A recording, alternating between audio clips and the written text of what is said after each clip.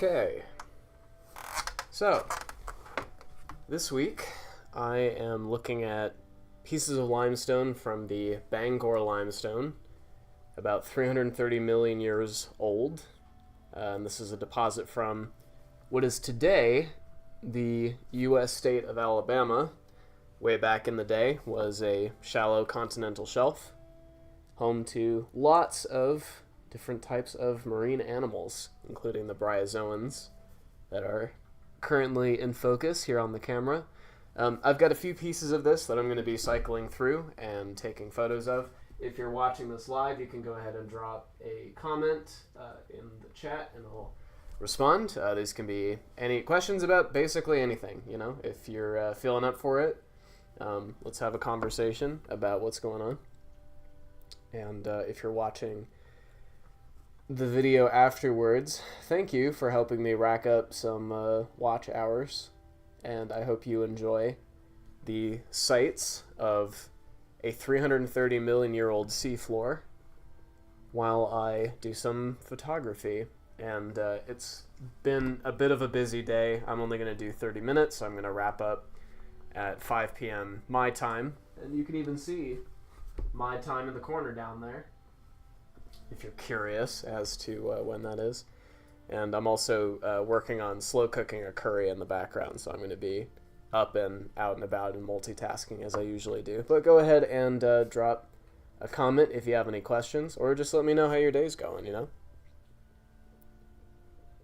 And there are so many small little things to see in here. There's going to be a lot of pieces of crinoids. Crinoids are animals that are still around today. You can look up pictures of them. Although modern crinoids are more of the free-floating variety, and those that lived back in the Mississippian, which is the earlier half of the Pennsylvanian period, tend to be rooted on the seafloor, and this is just one piece of one such crinoid. I've got some intact crinoid calyxes to look at. This is just a fragment of one of them.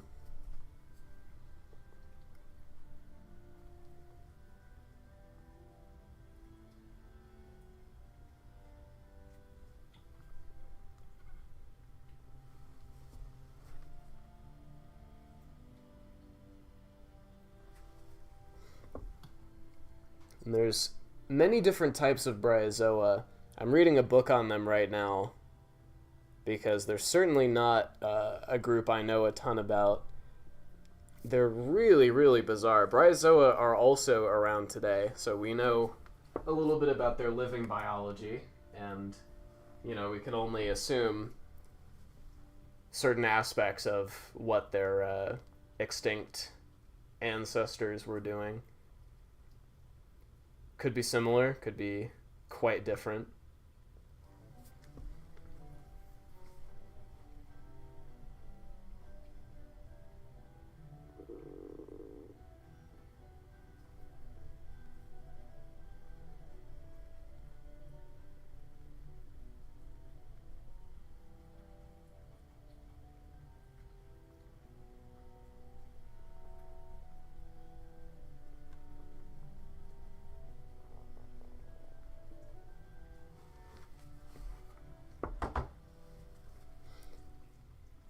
So, I just wonder which variety this one belongs to. Identifying bryozoa has got to be one of the most difficult jobs.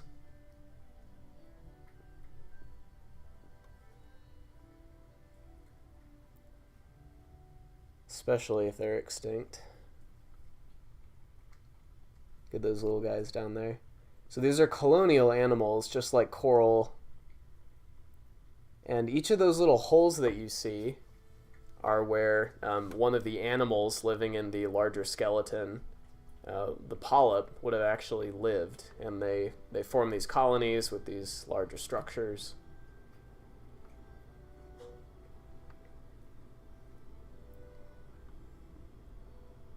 Isn't that cool? And they're so tiny. Very, very small.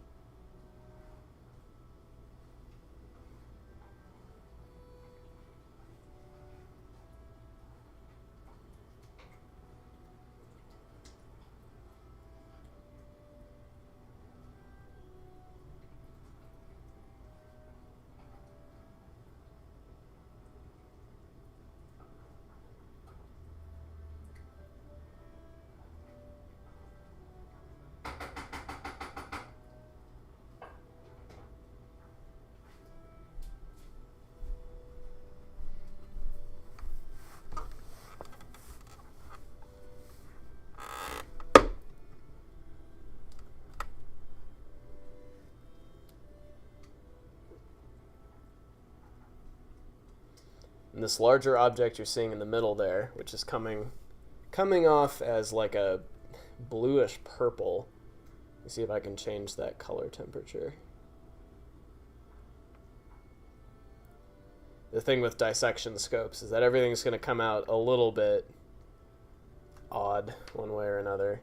This is the largest animal you can see on this piece. It's called Composita. It's a brachiopod. So it's a shelled animal, a lot like a clam, but they're actually a different group altogether. The beak is down there at that point, and it's nestled right next to some bryozoa.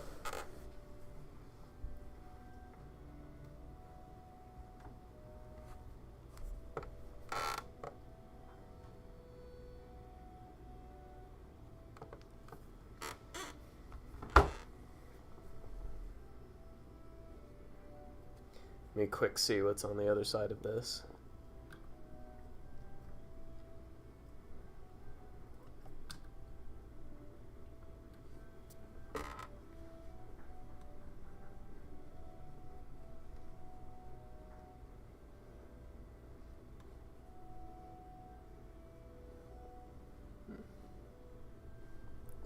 Not as much on this side. There's another piece of, two pieces of a crinoid right there.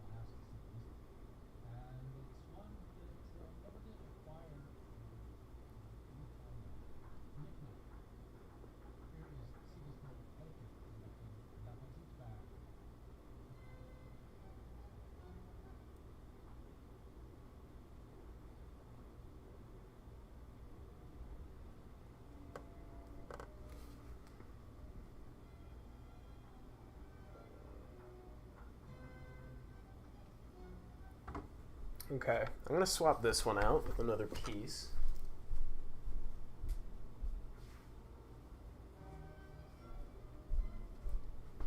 This one's a rather small crinoid calyx, so I'm interested to see how it shows up. There we go. Check that out. That is beautiful.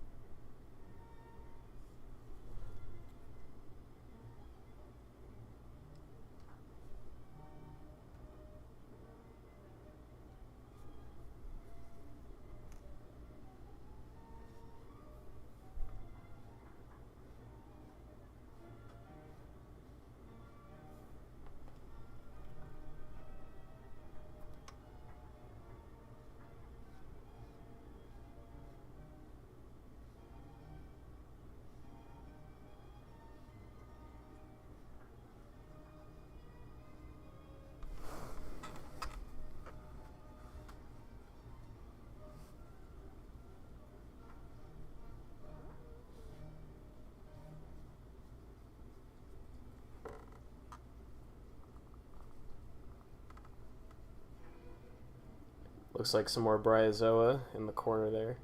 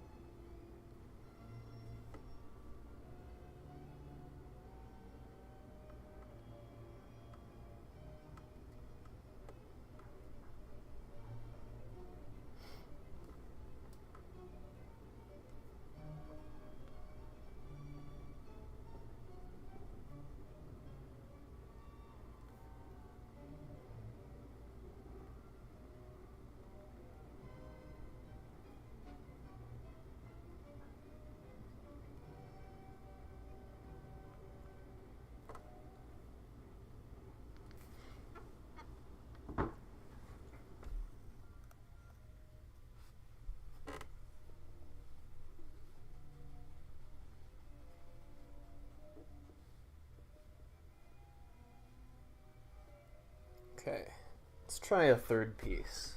Let's see what else we got.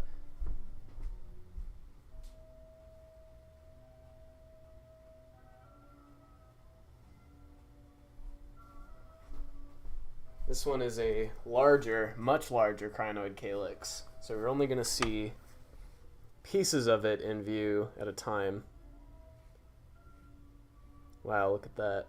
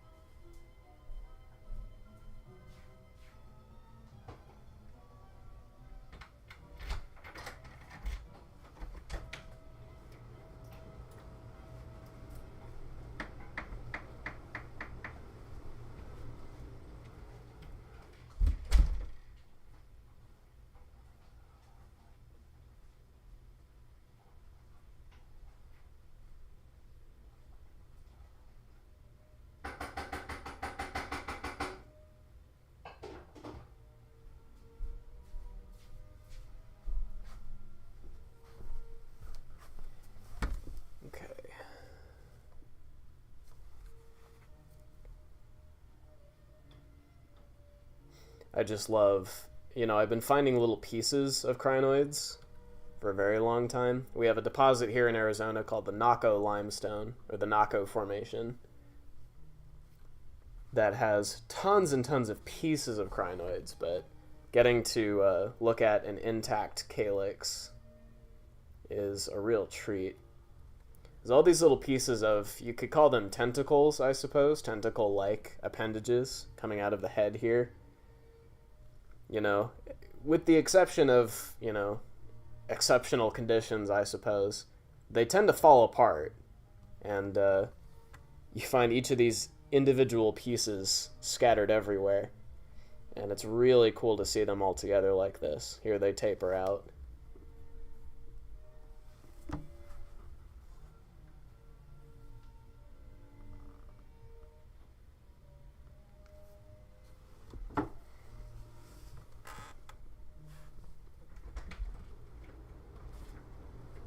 Hi.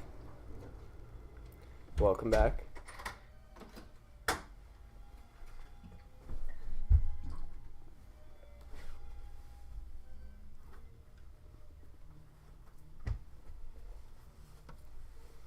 Looking at crinoids. Ooh, looks really good close up.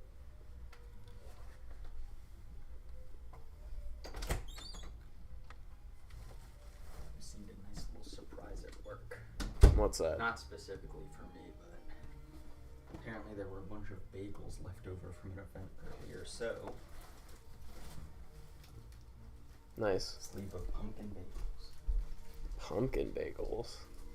Is that even allowed? I don't know. I haven't checked with HR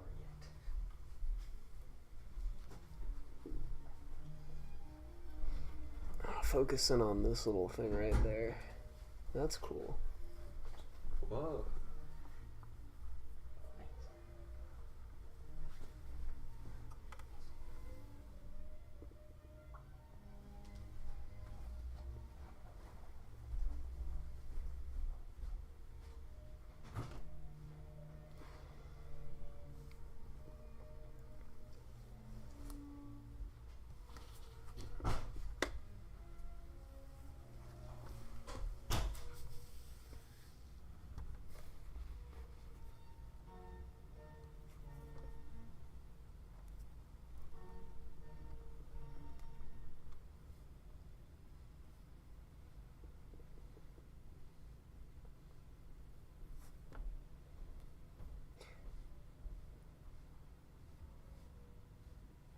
It's just funny to think about how profound the size differences are in all of these different organisms. Like, I'm just looking at, this tiny little. I'm not even 100% sure what this is. This might be part of another crinoid arm. This might be one of the little cephalopods, although I'm not sure.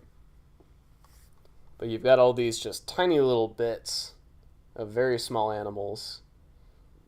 And then right next to it, comparatively, this colossal, I think this is Oklahoma crinus that I'm looking at right now, this colossal crinoid calyx, which itself is only about an inch wide at most, couple inches long, which is tiny and puny compared to me, the largest known organism to ever exist. It's just really cool. Life exists at so many different sizes. Let's flip it over and see what's on the other side.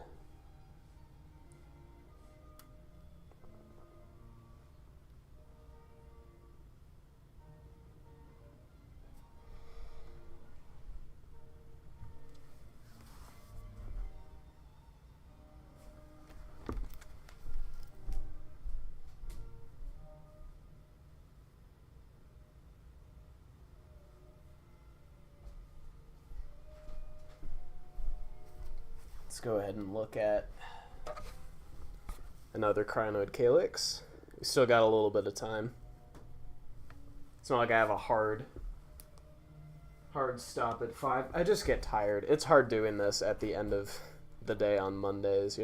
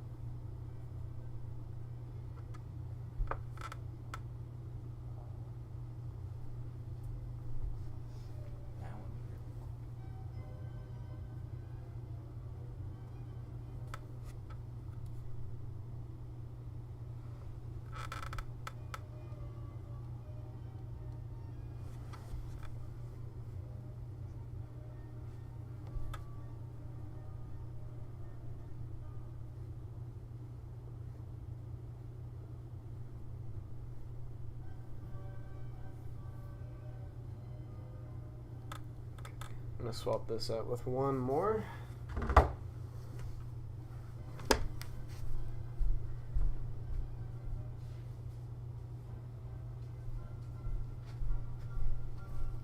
And this is also a crinoid, but a different type. The little arms are made up of much smaller little segments.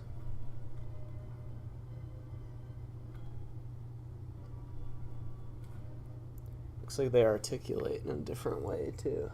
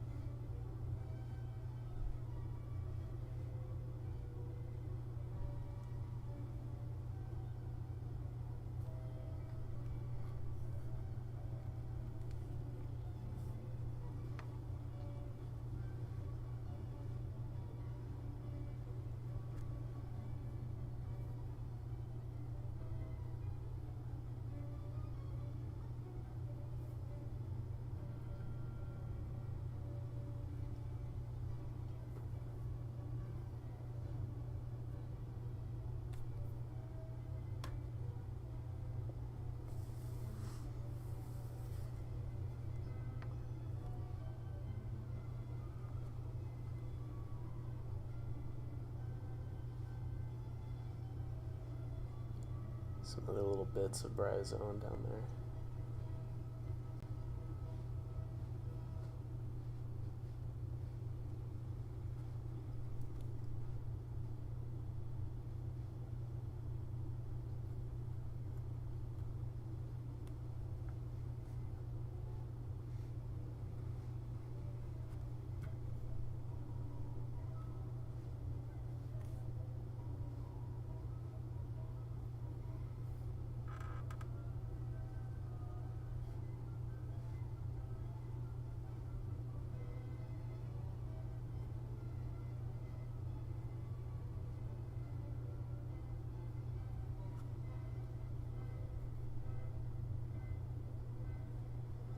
Doesn't look half bad for a 330 million year old animal.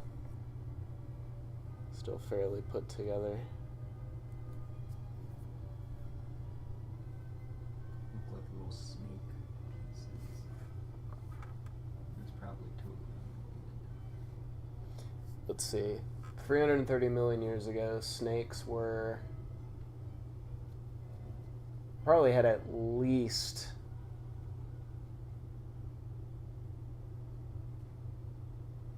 probably at least 115 million years before they start appearing in the very earliest forms. So really, it's snakes look like crinoids. Your package arrived, by the way. Okay, I think that's about enough photography for today. I'm going to go ahead and shut this down, and I will be back the same time next week. I've still got other pieces to look at, so I might do more photography next week. I might be cleaning up some stuff from the Menifee. Who knows? Not me, and not until, frankly, like 30 minutes before I get started. So we will find out together next week.